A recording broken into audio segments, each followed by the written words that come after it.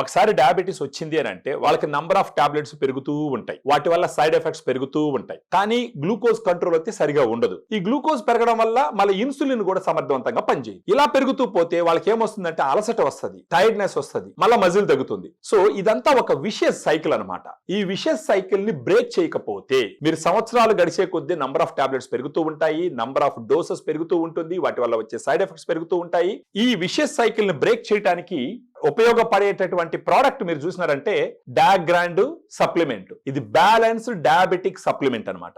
ఇదే ఎందుకు ఉపయోగపడుతుంది?